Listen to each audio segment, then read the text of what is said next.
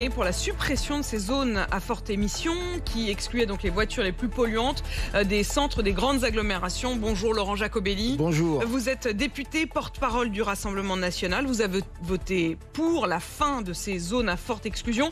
275 députés ont voté pour, 252 ont voté contre. Le RN parle d'une victoire sur la voie du choc de simplification, d'un soulagement, d'un regain de compétitivité et de bon sens. Mais qu'est-ce que vous dites aussi à ceux qui brandissent ces études sur des morts prématurées, sur des maladies?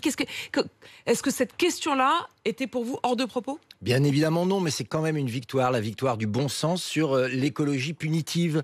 Il faut savoir que les ZFE, c'est quoi? C'est interdire à ceux qui n'ont pas une voiture moderne, c'est-à-dire une voiture qui coûte 40 à 50 000 euros, d'aller dans les centres-villes. Mais les mêmes qui demandent ça aux Français, c'est-à-dire aux classes populaires, aux classes moyennes, sont ceux qui ont éloigné les services publics du milieu rural et des banlieues pour les mettre en centre-ville. C'est-à-dire qu'aujourd'hui, on dit à un certain nombre de Français, vous n'avez pas assez d'argent pour changer de voiture, donc renoncez à la santé, renoncez à la scolarisation des enfants, renoncez aux services publics. Ça, c'est pas la France, ça, c'est pas la République, ça, c'est l'apartheid. Et cet apartheid social, nous sommes contre, qu'il soit vert, rouge ou quelle que soit sa couleur. Et à l'Assemblée nationale, nous sommes fiers d'avoir porté ça depuis 2022. C'est une victoire clairement du Rassemblement national contre une coalition improbable qui va de l'extrême gauche, mais là on n'est pas surpris qu'elle trahisse les classes sociales les plus modestes, des écolos, des Khmers verts qui eux veulent une écologie. Oui, j'assume mon terme. Ce sont des gens pour qui l'humain ne compte plus. Aujourd'hui, seul compte la défense de l'environnement. Et puis, il faut savoir que la Macronie, au comble du cynisme, de la schizophrénie, a voté contre ce texte qu'elle avait présenté, parce que c'est un texte de simplification. Donc elle a dit les normes abusives qui polluent la vie des industriels et des créateurs d'entreprises, eh ben tant pis, on va les laisser. Les comités idéodules qui savent à recaser les copains avec l'argent des Français, eh bien on va les laisser. Tout ça pour protéger les ZFE et donc l'écologie punitive. Nous sommes fiers d'avoir imposé le bon sens contre tous, contre la gauche, l'extrême gauche et le centre qui n'a pas voté, et les LR qui apparemment pour la plupart avaient piscine. Et puisque vous parlez à l'instant de cette Macronie qui donc en partie n'a pas voté contre les ZFE, elle a effectivement un peu explosé en vol hier puisque les macronistes ont voté contre alors que le Modem, Horizon et LR ont voté pour les ZFE. Sur cette question, pas tous les LR, disons la vérité, il y en a qui sont abstenus. Une partie, en tout cas ceux qui y étaient, mais ça veut dire aussi, Laurent Jacobelli, qu'il y a une fragilité de cette très faible coalition. Il y a parallèlement ce conclave hier qui n'a pas abouti, le Parti socialiste qui commence à brandir l'idée de censurer le gouvernement. S'il y a censure du gouvernement Bayrou, est-ce que vous pourriez vous aussi censurer le gouvernement Bayrou? Sur le principe, on l'a toujours dit, la censure ne nous fait pas peur. Si M. Bayrou passe à l'action, parce qu'il y a beaucoup d'immobilisme, c'est courage ne faisons rien pour l'instant. Il passe à l'action pour pénaliser les retraités, créer encore un peu plus d'étouffoir fiscal, alors évidemment, nous lui demanderons de partir. Aujourd'hui, nous attendons évidemment le budget. C'est là où tout sera à la rentrée probablement proposé. Mais clairement, vers quoi on va? Est-ce que M. Bayrou est prêt à faire une cure d'amaigrissement aux dépenses somptuaires de l'État? Apparemment non. Est-ce qu'il est prêt à faire la chasse à la mauvaise dépense? L'immigration, le surcoût de l'Union européenne, les comités qui ne servent à rien? Apparemment non. D'ailleurs, les macronistes ne voulaient pas voter cette loi de simplification. Alors qu'est-ce qu'il lui reste? Il lui reste la dette et l'impôt. Eh bien, la dette et l'impôt, ce sera sans nous. Laurent Jacobelli, quand vous dites ça, ça veut dire que vous attendez l'automne, vous ne censurerez pas avant? Une fois encore, nous n'avons pas pour objectif de censurer ou de ne pas censurer, ni même de calendrier. Nous réagirons à ce qui nous est proposé de voter et d'accepter. Si ça nuit au pouvoir d'achat des Français, si ça nuit à la création d'emplois, à l'entrepreneuriat, si ça nuit à la sécurité, eh bien nous censurerons. Laurent Jacobelli, sur les retraites, à une époque, le RN prenait un retour à la retraite à 60 ans. Aujourd'hui, c'est quoi? C'est 62 ans? Ou est-ce que vous vous dites, finalement, on reste sur les 64? Non, on ne reste évidemment pas sur les 64. Nous avons toujours été très clairs. Pour ceux qui ont commencé... Pas hyper clair. Ah bah je vais vous le redire. Non, alors. pas hyper clair. Si, moi je crois, mais je vais vous le redire en tout cas de manière, j'espère, claire. Et si je ne le suis pas, je compte sur vous pour me le dire. Vous avez commencé à travailler tôt, avant 20 ans. C'est 40 annuités. Âge de 60 ans. Si, après, progressivement, vous avez commencé à travailler après 20 ans, ce sera au maximum 42 annuités, 62 ans. Je crois que c'est très clair. C'est l'inverse de ce qui nous a été proposé. En tout cas, pas question des 64.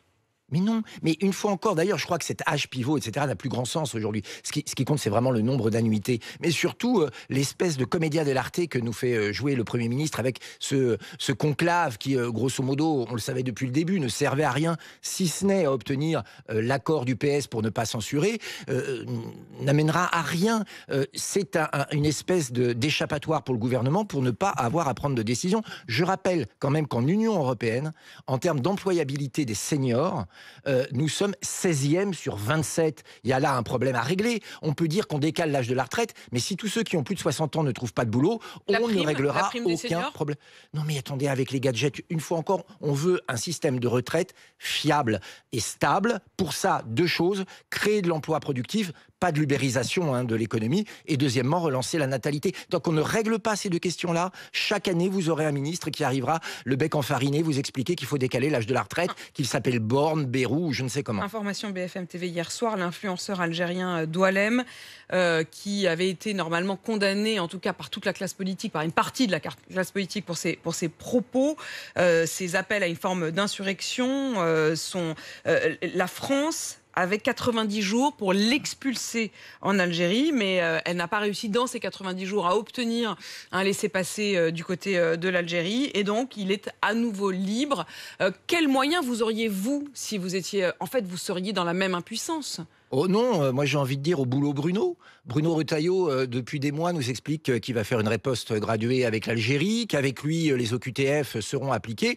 Apparemment, ça marche pas. Apparemment, il n'a pas réussi à imposer ses vues. Pourquoi Doualem, cet influenceur pro-algérien qui appelle quand même à sanctionner physiquement, j'allais dire, les opposants au régime algérien, pourquoi ne repart-il pas en Algérie? Tout simplement parce que le bras de fer avec le gouvernement algérien n'a pas été entrepris, contrairement à ce qu'avait promis M. Bruno Retailleau. Mais moi, j'ai un message pour lui. Est-ce qu'il croit vraiment que c'est avec des ministres socialistes et macronistes qu'il va réussir à relancer une politique offensive de retour au pays des étrangers? Mais est-ce que ça veut dire que vous vous dites, au fond, vous pourriez faire une sorte de coalition avec un Bruno Retailleau? Vous pourriez bosser avec lui? Nous, on a toujours tendu la main aux patriotes sincères. Le problème, c'est un problème de choix. Monsieur Retailleau, en disant qu'il veut lutter contre l'immigration, qu'il veut lutter contre l'insécurité, c'est associé aux équipes d'Emmanuel Macron et à des ministres socialistes. Il faut savoir que depuis 2020, le nombre de premiers titres de séjour en France, 2020 c'est récent, en 4 ans, a augmenté de 47%. Et dans ce chiffre terrible d'explosion de l'immigration, il y a une part du bilan de M. Bruno Retailleau. Vous partez d'une année où il y avait zéro mouvement, puisque c'est une année Covid. Oui, je veux bien partir de 2017 si vous voulez. Les chiffres sont encore pires. Vous voyez, j'ai voulu être gentil en ne prenant que 4 années, mais si vous me forcez à être très dur, je le saurai, parce que les chiffres sont horribles. Monsieur Bruno Retailleau, aujourd'hui, et vraiment je le dis à contre-cœur, ne sert à rien. Voilà, il est stérilisé par des gens de gauche et du centre pour qui l'immigration est un choix, pour qui l'immigration est un but, et pour qui l'insécurité est une fatalité. En choisissant des partenaires comme ça, il ne pourra jamais agir. Merci, nous ferons l'inverse. Vous avez vérifié vos groupes Facebook? Oh oui, alors ça, écoutez, disons la vérité. Parce que hier, quand même, vous avez demandé aux députés de quitter les groupes Facebook relayant des propos racistes et antisémites. Le principe même de se dire qu'ils y étaient est quand même assez choquant.